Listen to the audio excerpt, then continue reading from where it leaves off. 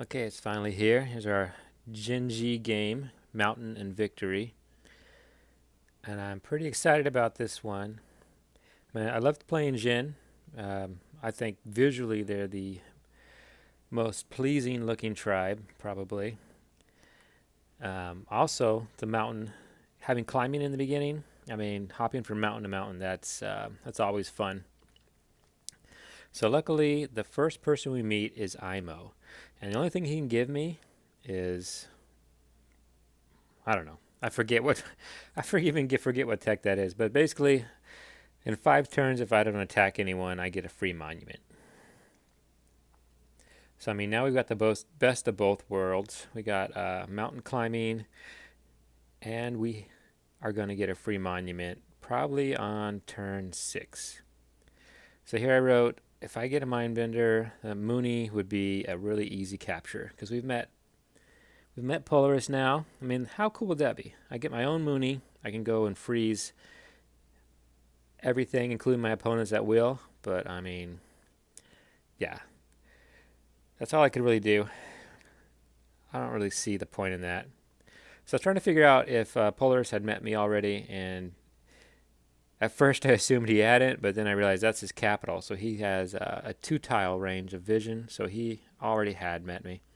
And that's important just to figure out, what tech you're going to give him. So you don't want to research the more expensive tech before you meet your opponent. If you can hold off 1 turn, that way they won't get it for free.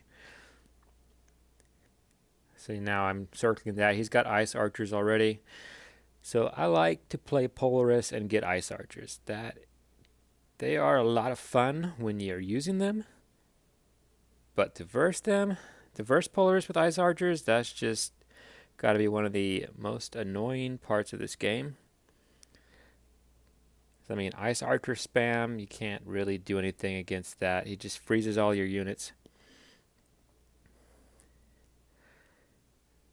So we're doing fairly well. I almost got pacifist.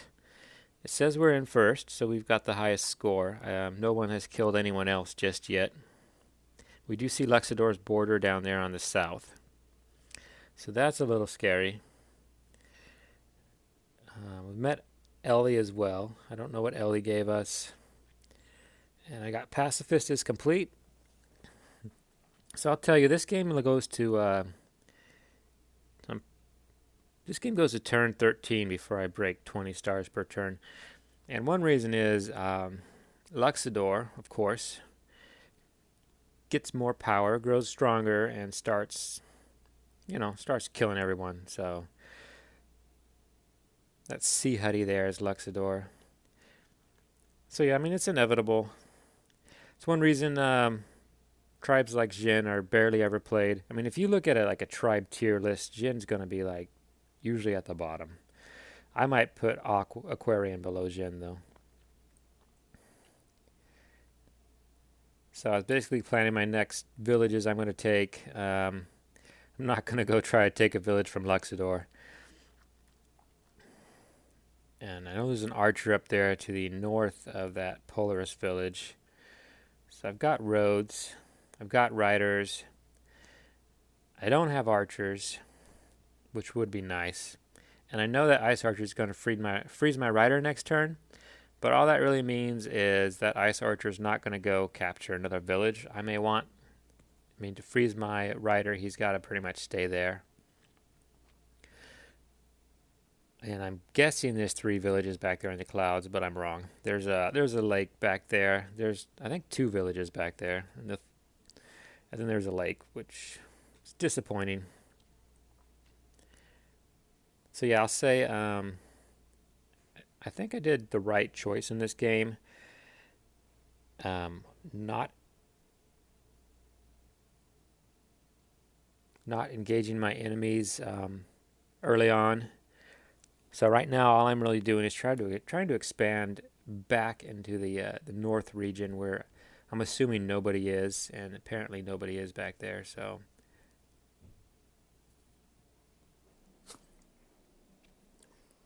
okay, so turn 9 now. So yeah, I'm doing fairly well.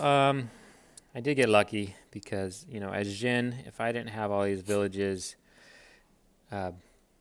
up in the north where nobody's really going to challenge me over him, I would probably die, and I'd probably never reach 20 stars per turn, honestly. Jin is a hard tribe to play. So yeah, I'm just figuring out what riders can attack me, who I need to be worried about. Oh, there's still a Mooney. That Mooney was still alive. The Mooney should have been mine. I should have converted that Mooney. Should have mind-bended it. I mean, it lived forever. Would have been nice to have a Mooney like that, but too late now. Polaris is gone. Luckily, I got some frozen water there, though. I mean, talk about luck. I mean, even that water being frozen is lucky for me. Because those riders that make in that village, I mean, they can just cross that pond. I don't have to make long roads around that water or put ports in there.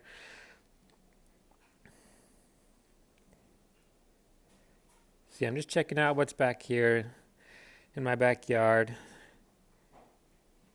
And I've already planned on getting defenders. So, I mean, in addition to going pacifist for the first 6 turns, I'm pretty much just playing this whole game as a pacifist. I'm not trying to start any fights. I'm trying to avoid them.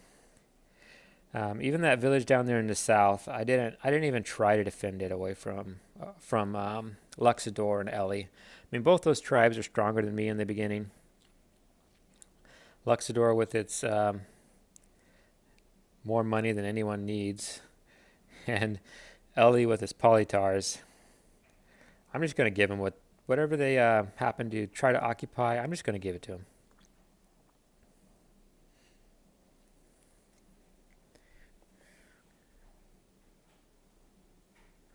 So yeah, now we've moved from first down to third, unfortunately. So my passive nature is not benefiting me in that way. I mean, everyone else is now, other players are starting to dominate the game. But I mean, when you look at my potential, though, that's like 1/4 of the map, maybe more, that I'm trying to capture. And it's pretty much free to me. Like, no one's back there to even try to. I mean, look, Ellie's moving up there on the left, but that's gonna stop after Luxador puts more pressure on him. Ellie's gonna realize, yeah, Zhen's not really your enemy. So there, Luxador moves forward. It's turn 12, so we're almost there. I'm gonna put a rider back there and see if there is. It's possible there might be one hidden village there. It's unlikely. So killers, we almost got killer complete, and that's not going to be hard, really. I mean, look at all these riders and a weak Polytar and some warriors. I mean, and I clicked on Luxador's units. He doesn't have a defense bonus on the mountains or on the trees. So yeah, it shouldn't be hard at all to get to that next monument.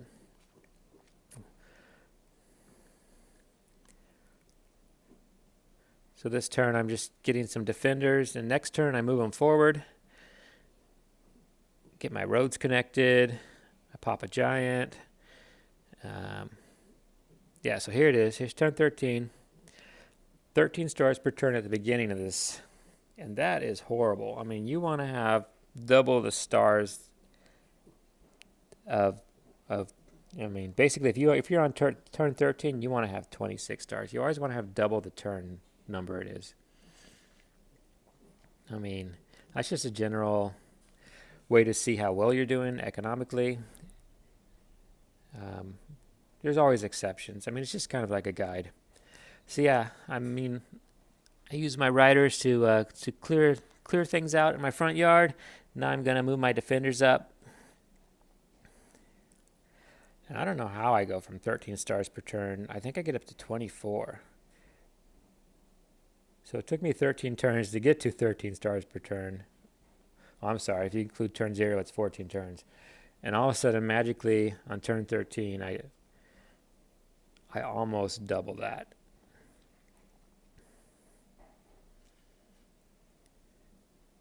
But yeah, sometimes you got to hold out. Sometimes you got to play passive. You got to give your enemies what they want. Because, especially with a weak tribe like Jin, I'm already planning popping my next giant. Once I buy farming, I'll pop a giant in my second village there on the left. So, doing well. I'm looking forward to the rest of this game.